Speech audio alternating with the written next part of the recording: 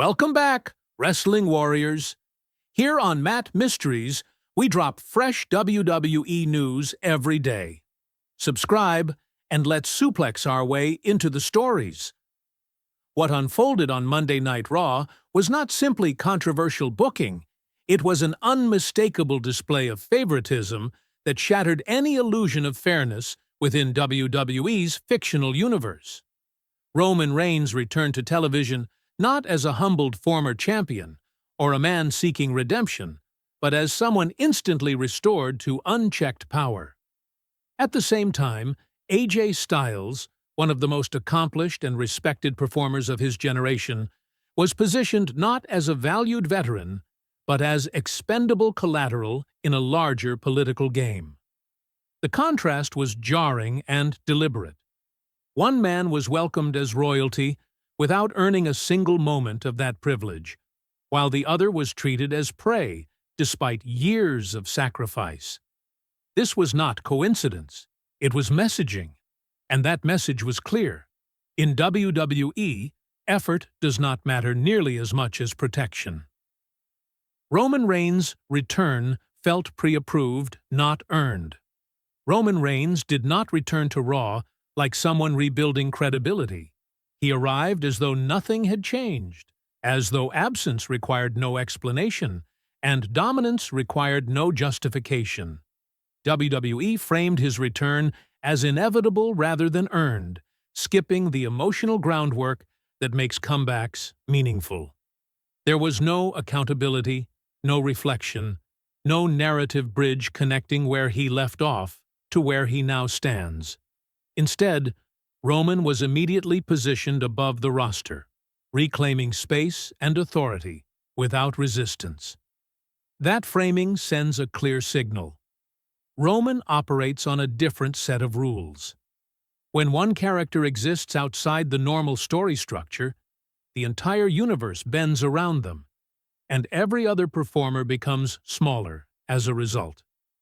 The Bloodline reunion ignored its own history. The reunion of the Bloodline was presented as triumphant, but it rang hollow.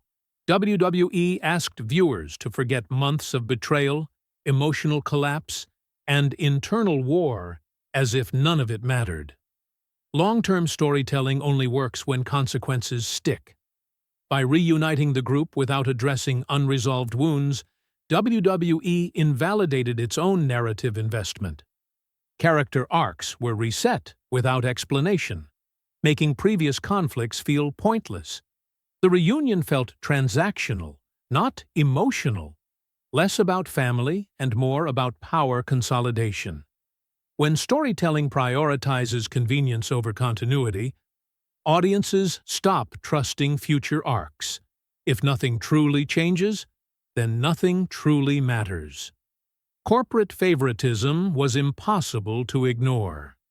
The presentation difference between Roman Reigns and the rest of the roster was staggering. Everything about Roman's return screamed endorsement, from production choices to commentary tone. Meanwhile, other performers were treated as background noise. This imbalance isn't subtle anymore. WWE no longer attempts to disguise its hierarchy. Roman isn't fighting for opportunity. Opportunity is waiting for him. That perception damages competitive credibility. Wrestling thrives when fans believe anyone can rise through performance.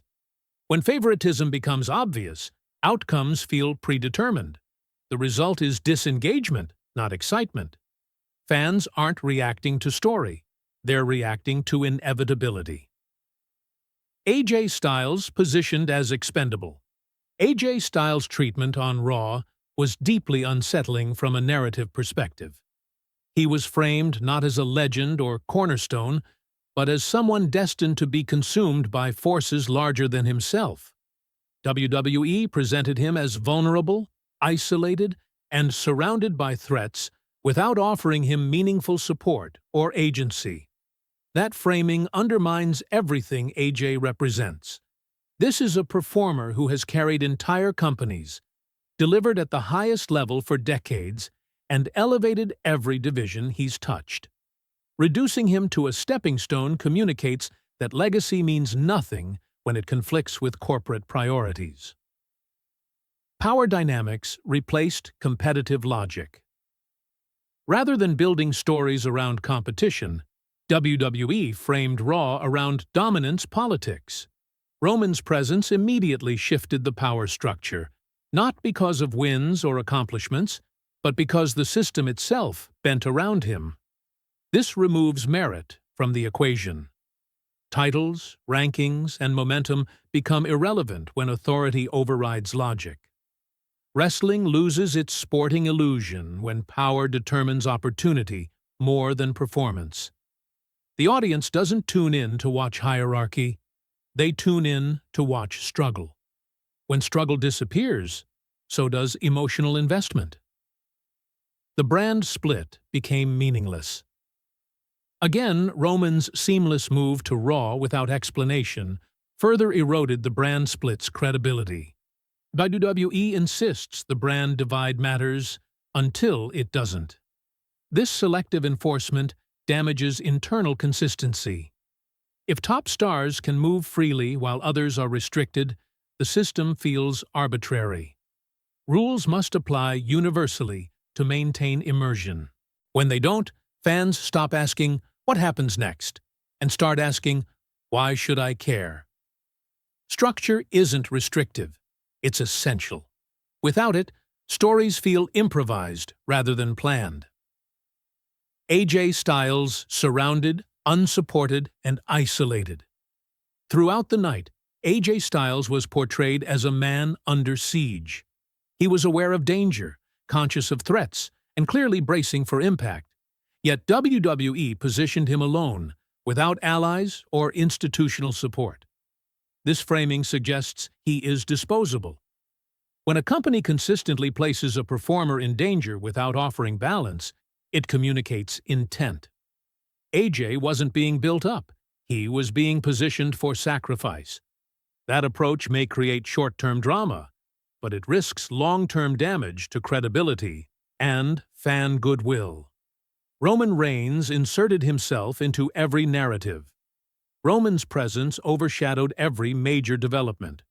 Instead of allowing stories to breathe, WWE made him the gravitational center of Raw. This limits creative flexibility. When one character must dominate all narratives, others lose space to grow. Wrestling thrives on multiple arcs, intersecting organically. Forced centralization makes the world feel smaller, not bigger. Roman didn't elevate the show, he absorbed it. That distinction matters. Stars should enhance ecosystems, not consume them. The cost to character development was severe. Several characters suffered collateral damage in this segment, not through defeat, but through regression. Growth was undone, independence erased, and lessons forgotten. WWE sacrificed long-term character integrity for short-term spectacle. That trade rarely pays off. When development resets without consequence, fans lose trust in progression. Wrestling becomes circular rather than evolutionary. Characters must move forward, even through failure, or stories stagnate. What this means for Raw. Going forward, Raw now exists in a volatile state. Power is centralized, competition feels secondary, and credibility is strained. Roman Reigns stands protected, while AJ Styles stands exposed. WWE has created tension, but tension without balance collapses. The path forward requires restraint, accountability, and recalibration.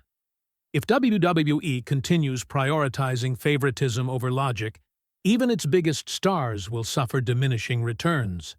Dominance only matters when it's earned within the rules of the world. Without that, Raw risks becoming a showcase of entitlement rather than excellence.